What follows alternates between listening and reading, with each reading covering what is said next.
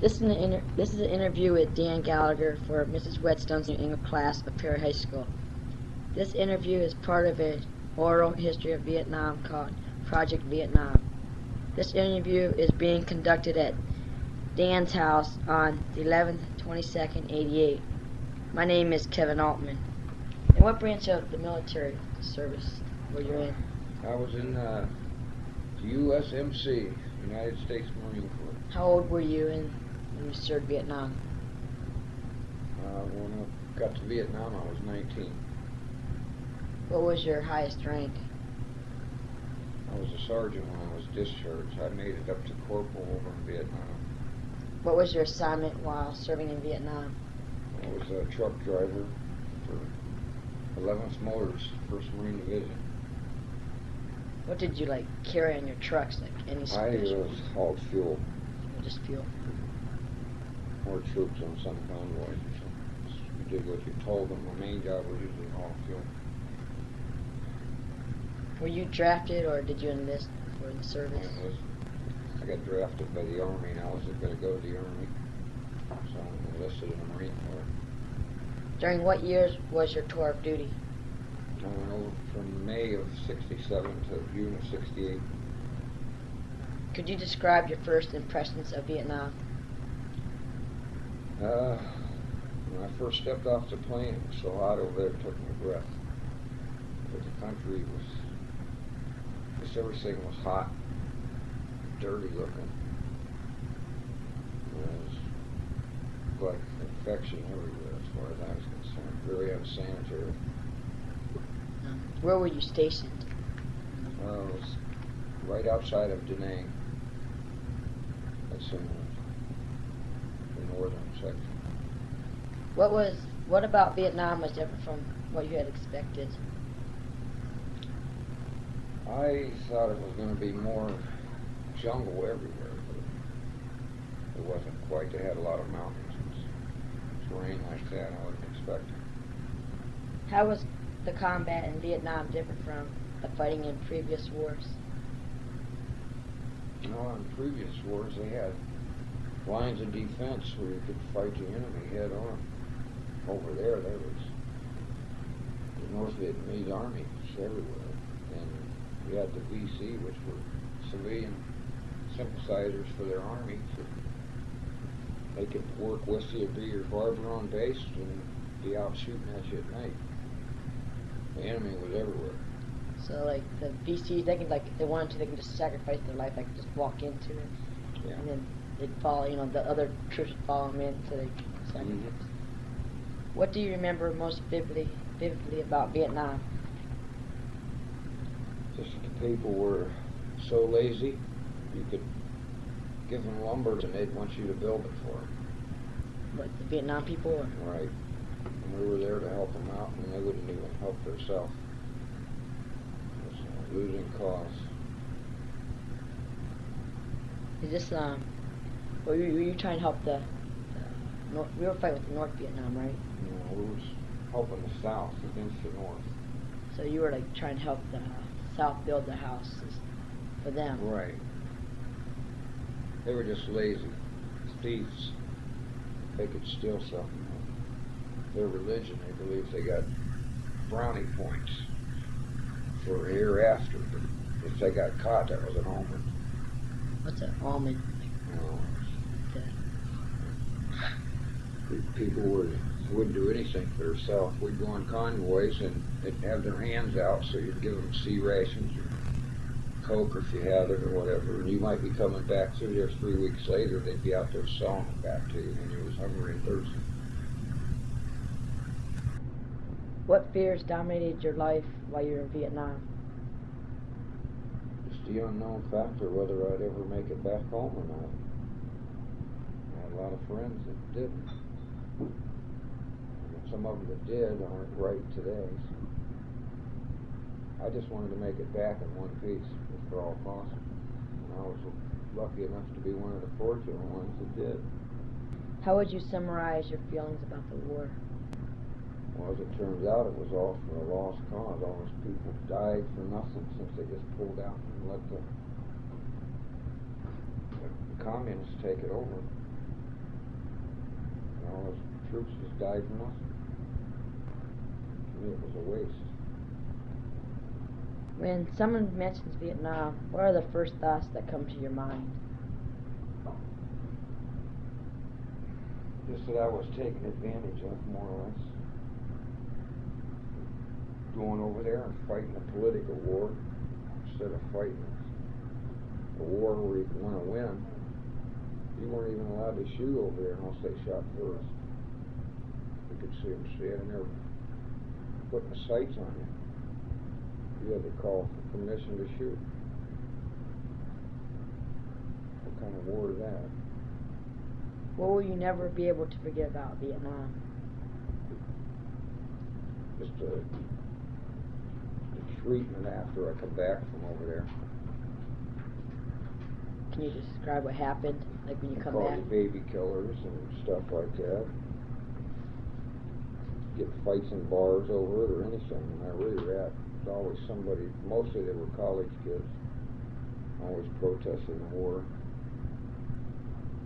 And I don't know. They made a bigger fuss out of these civilian hostages from Iran. Tied yellow ribbons around the trees and everything. Treated them like they were heroes. Never did anything for the vets. How did you change as a direct result of the war? I lost something called passion or sympathy. So I don't have any of that anymore. If someone's hurt, I think it's better them than me. Or before I went over there, if someone was hurt, I always felt sorry for them. Would do anything I could to help them out. I don't know. I lost that somewhere over there. But,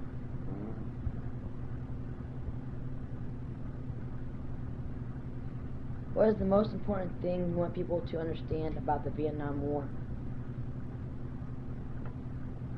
I think they was fighting to stop communism, and they had a thing won.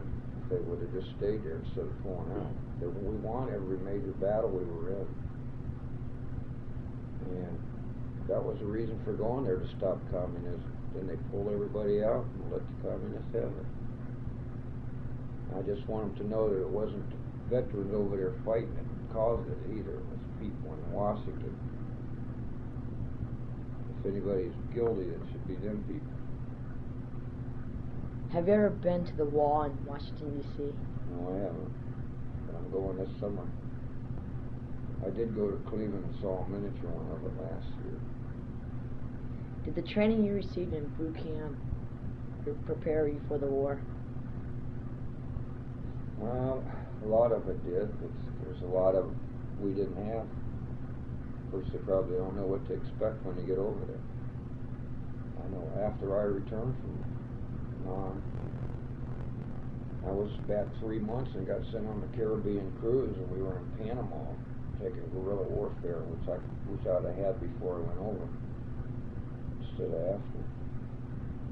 What did you learn about yourself as a result of being involved in the war? Just I'm a better man than I thought I was.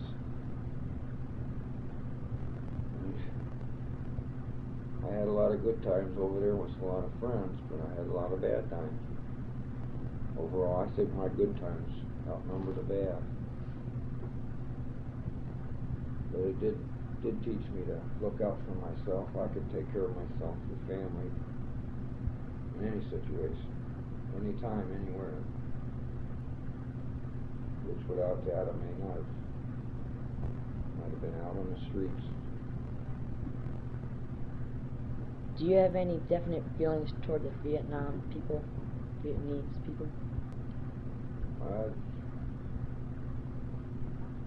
I just can't forgive them for not even taking up and fighting their own battle.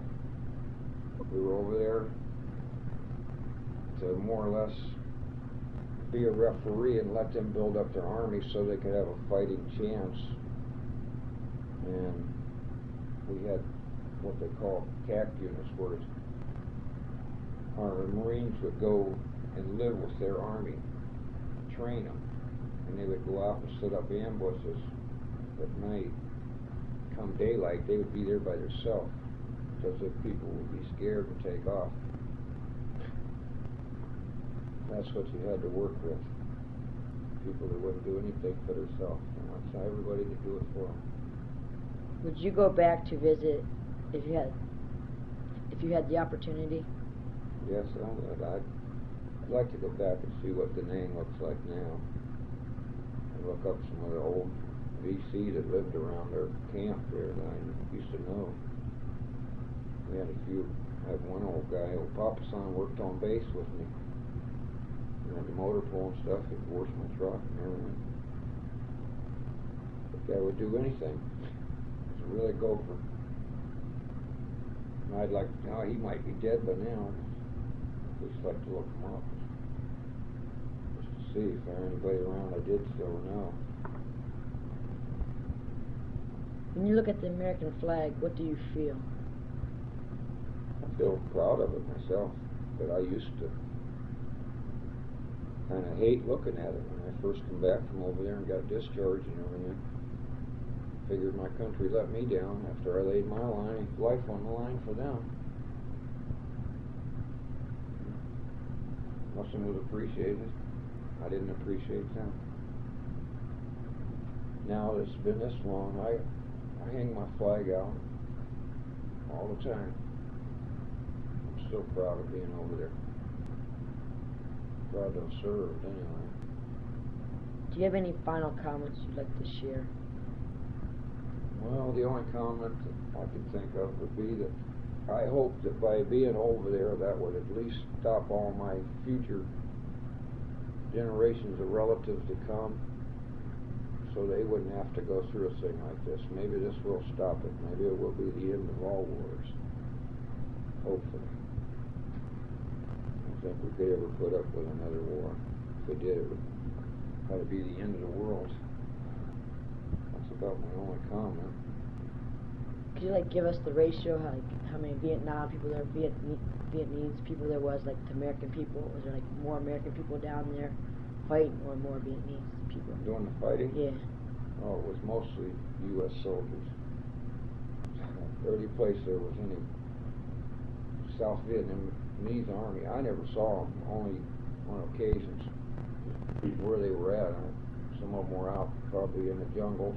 Usually you saw them stationed around guarding bridges, things of that nature. I never actually saw them out doing any fighting at all. But maybe up right on the DMZ, which I was never at the DMZ. I'm up to Camp Carroll, which is right next to it. But I don't think they had any around there either. What's the DMZ? That was where we had a demilitarized zone. We said this is the borderline. Anything over that was North Vietnam. Maybe that's what we were trying to do, is keep them there so the South could build their own army. But, it's an invisible line. Was the smell really bad over there? Oh, yeah, you could smell it. It's what it meant. It was very unsanitary. It smelled like infection or something to me. But I don't know whether it was, well, the whole country was, really. People went to the bathroom wherever they were at. They just walk along the road and squat down and go. And in the villages, they used to, that's how they fertilized all their rice paddies.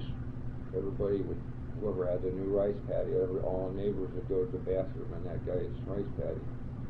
And then so and so. And if the guy down the road had a rice paddy, everybody went down there then. They take their water buffaloes and all that out there. I don't know if this is too personal, but what do you think of Agent Orange? Well, I see it now. It was bad effects of it from a lot of people. But at the time, I thought it was a good thing. It killed all the vegetation, like along the highways or in the jungle, wherever you couldn't see it was. They could have ambushes. They would spray that stuff. It just killed all the weeds and the trees and everything. So,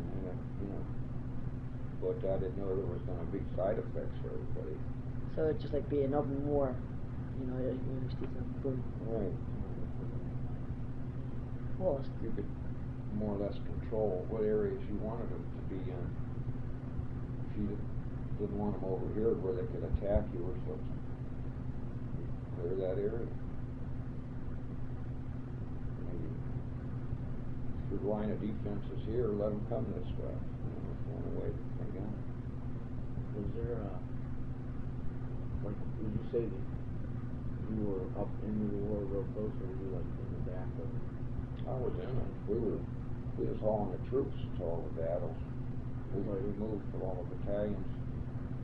You know, from here to there. I got down 12 miles from Saigon. That's as far south as I ever made it. And that was to move the 3rd Marine Division up north. So we hauled troops. Like stuff like that, I had to haul fuel, which was a little scary because you had to let the convoy go way ahead and you had to trail. Just more or less stay, you know, where you could barely see them in case you got blew up. You didn't blow up a bunch of other trucks too. Most of the ambushes were like bridges knocked out or something where the convoy would be stopped. And you always had snipers and stuff like that to worry about no matter where you were at. So the only real battle we did was over the Tet Offensive when Way got overran, flew by. Well, most of the places got hit at the same time. But we had to go back in and retake it back over. Just fighting like that was more like you're accustomed to in previous wars. You go from building to building, you know, search and destroy. As far as being in the jungle, they were everywhere. And you didn't have to only worry about them sniping at you, because they're pansy pits and everything else, all their booby traps they had over there. They didn't have to even be around to get you. They set up a lot of traps everywhere. Some were small ones just for your foot. You know, some were big ones for your whole body if you fell in. And that was another thing there. Like, they'd just go to the bathroom and stuff on them. Just put bamboos in the ground, you know, and sharpen. And they'd have bowel movements on it, so you'd get infection if you stepped on there, you know. Did they have anything like tunnel rats? Like if yeah. you were moving in on them, they had like little tunnels they could crawl. The whole country up there was. That's how they stayed hid, living in tunnels. We had tunnel rats, but most of that was with the engineers. It was like be attached to us, and they usually had the smallest guys in the company for that. They'd send them right down the holes after them. Or if there's some, I've seen them where they found them too, and they, you know, try to blow them up and everything. Even engineers brought bulldozers in them, Caterpillar and stuff, and bulldoze one whole section out. I know they had the one that had him buried, but his head was sticking out. And they just went up and put a 45 in his mouth, throw him away. You know, you see a lot of stuff like that. It used to really make you sick at first, but after you're there a while, you know, it's nothing. Did you ever come face to face with at all with anybody? Well, a few times, but that was more of the closest I came was actually we went on a convoy, and then it was me and about 6 other guys had to stay on guard duty. The only time we got to sleep was maybe to catch a wink or two here or there. We had to stay. We was on guard duty, and they was coming up to the fence, but they had water buffaloes and stuff. They was trying to get through. The only thing that we heard was cannons rattling and stuff. But once we let the flares off, they must have, you know, changed their mind, knew that we knew were coming in. Other than that, all my close calls were just from snipers mainly. I have a few confirmed kills, but that wasn't from any major battles. That was just snipers. We used to get, if you could capture a prisoner alive, you get 3 days, what we called in-country R&R. They'd go to China Beach and lay around and swim for 3 days. You know, but that's why one reason we'd rather try to take them alive than dead. Why did the Marines, like, all the soldiers, like, they used to put, like, the ace of spades in their helmet, or, you know, a card in their helmet? Is that, like... Well, that was different companies, like First Marine, the Army, they had different things, you know, I didn't different know. outfits. Some of them guys, well, maybe that was a nickname for some of them. Like on mine, I always just had an OH-10 for Ohio. That's all I ever had on mine. People had different things. Some of them were real bad. I mean, I see some of them guys come out of there that used to collect ears. They'd have them on their necklace. Is there any kind of recreation over there? Right at Da Nang at our home base, we had a movie theater we built where we could watch movies. Usually some of them they weren't too good. Still better than nothing. And when the USO show would come over or something, you could go see Bob Hope and the girls. We had some guys, we had stuff sent over there after their while. When I first got over there, we'd play football, but we just had somebody's shirt tied up in a big knot. Used that for football. Wasn't a whole lot of recreation other than swimming and going to the movies. One thing I did like over there is swimming. That water was real warm. Is there a lot of little kids around South Beach? Yeah, Were they around you a lot? They were always around. The worst thing is they're so small too. You'd see one that you'd swear it was only 6 months old or something. It might be 2 years old. You wonder how somebody that little can climb trees and do all these things, you know. Then after you're there, you realize, you know, they're a lot older than what you realize. But most of so many kids everywhere are orphans, most of them. Their parents are probably killed and stuff. Other families take them in. We had a big refugee camp in Da Nang set up. Well, we used to even take all our leftovers from the mess hall and stuff over there. It was amazing. They just had 55-gallon drums and they just dumped everything in with it. No matter what it was. Meat, potatoes. Stirred it all up and just scooped it out to the people. And to me it was garbage. To them it was food. Is it true that, like, they would give, like, the little children, like bombs on them, and then you go to... Oh, sure. Yeah, they had babies, little kids, women did it. They all did it. Used to put broken glass in ice cubes and sell popsicles and stuff like that. They had glass in them. And the Vietnamese girls had razor blades inserted underneath. There was somebody that wanted to go out and have sex or something, then they get sidelined out of duty. Put your hand up there. It did happen, yeah. They were out to get you any way they could. Do you have any like hard feelings against the government itself?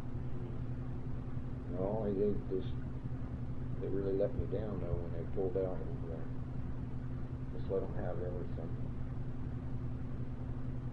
You know, I never thought they would do something.